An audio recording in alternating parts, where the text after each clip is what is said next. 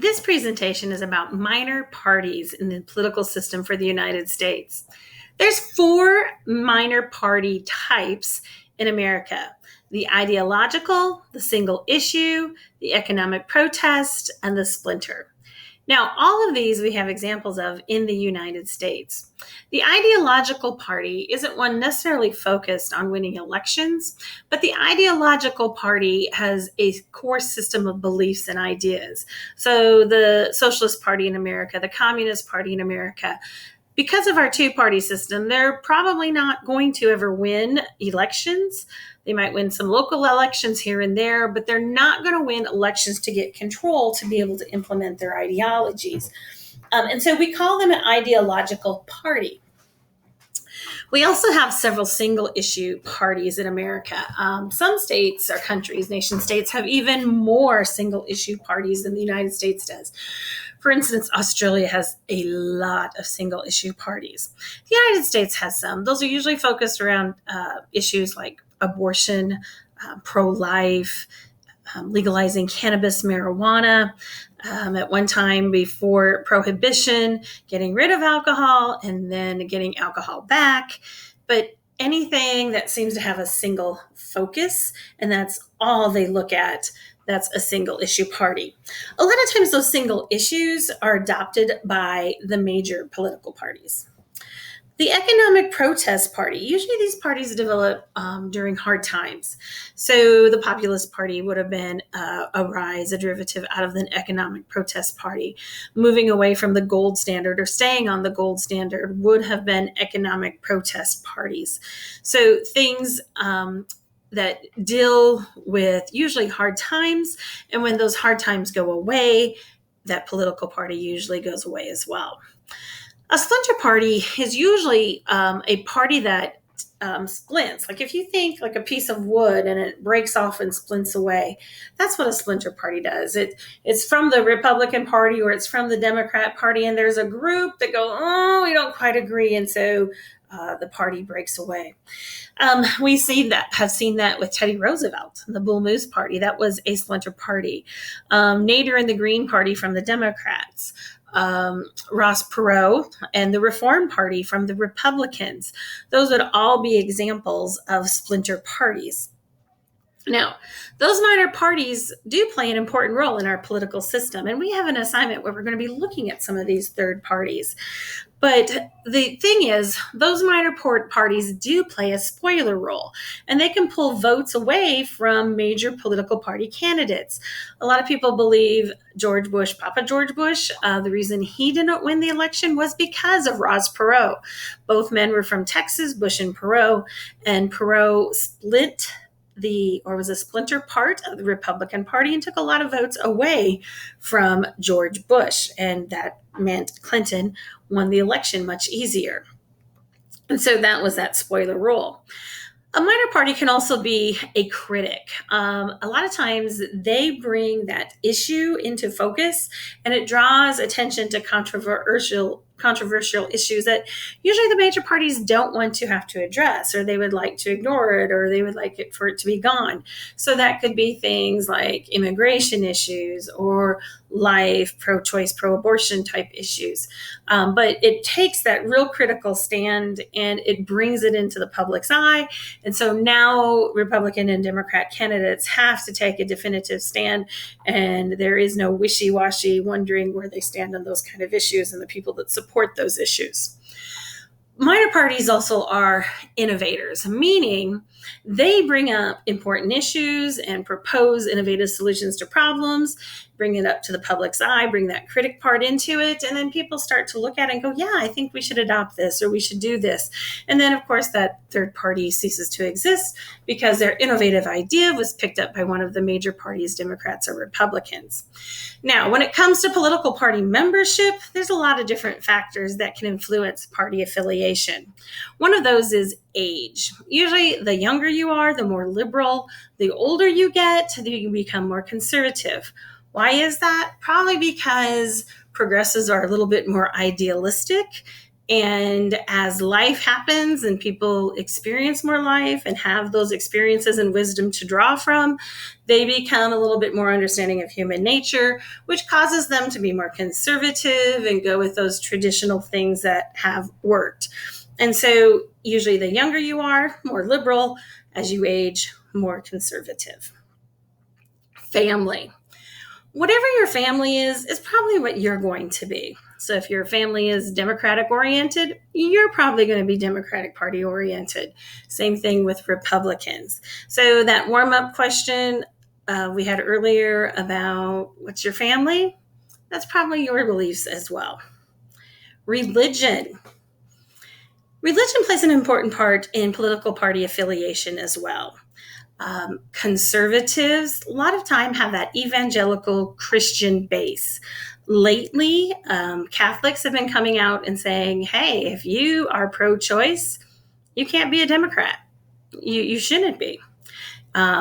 Because Catholics are supposed to be believe in the sanctity of life. And you should not believe in abortion. You should not even think about killing the child in that way. So religion can play a significant role in political party affiliation, and usually more conservative, more Judeo-Christian beliefs, more liberal, usually less of that conservative Christianity religion. Occupation. Occupation also is somewhat of an indicator of political party affiliation. And one of the things we've been seeing in the last 10 years is this is changing a little bit. A lot of times, it used to be blue collar were Democrats on the left. Blue collar means working class, working skills, and white collar was more conservative on the right. Some of that now depends a little bit upon the actual occupation. And so there is some shifting that's happening with that. And some of it also depends upon how much a person makes. And usually it's the more you make, the more conservative you are, the less you make, more liberal. But we're also seeing some shifting and changes with that as well. We're seeing ultra wealthy seem to be going with a more liberal bent. And obviously, some of these things change if you put the age together with it, and the religion, and then the occupation with it, and education levels, and even geography where you live. That can have an influence on your political party identification as well. So geography also plays a major role in political party affiliation. If you look at the map, you can see somewhat how that map breaks out. The heartland, some of those middle states have that conservative bent. The coast, left and right coast, the east and west coast, have a more liberal bent. The South, that's that evangelical Christian base, they're going to have a more conservative bent. Now, can it change? Of course. And as we see people moving around from different states and the exodus from California, moving into Colorado and Texas and into Florida from the north, New York into Florida, we're starting to see some things shift. Events can impact political party affiliation as well. The war on terror, people feel more comfortable with conservatives, the Republican Party, because conservatives like to spend a lot of money on defense for protection of people and their property. Liberals don't like to spend as much money on defense, and they like to spend more on social programs. So during 9/11 and the war on terror, and the fight against terrorism, that's a major event that shapes the motivation to move toward one political party or another. Economic status and the amount of money you make also is an indicator of party affiliation. And like I said, that is changing somewhat. With the election of Trump in 2016, he pulled a lot of blue-collar workers away from the Democratic Party, and more blue-collar workers are aligning with the Republican Party. Also, some of the people in the higher social economic class used to be more conservative in line with the Republican Party. And we're seeing a switch with a lot of those people going to the Democrat Party. So economic status is a little bit in flux right now. Middle class Americans, it kind of depends on some of those other factors that mesh with them. What is their occupation? What is their religious affiliation? What is their age? And so you have to take this somewhat all together and then think about those issues to help understand better what a person's political party affiliation would be. But we do know there are some factors that can definitely influence political party affiliation. Now, there are different ways to identify and describe political parties and where they fall on a spectrum. And you've seen these terms before, but I just wanted to bring them back to your attention again so you can remember and think, oh, yeah, that's right. I got this down. So when I hear on the news when they say a right winger or a progressive, I know in my mind liberal, conservative, Democrat, Republican Party, and I'm able to identify those and participate in the conversation and civil discourse. One of the things that scares me is I look at our country and seeing what's happening. We're having greater ideological differences. So if you look at 1994, there's the blue peak, there's the red peak, and you can see where they cross over.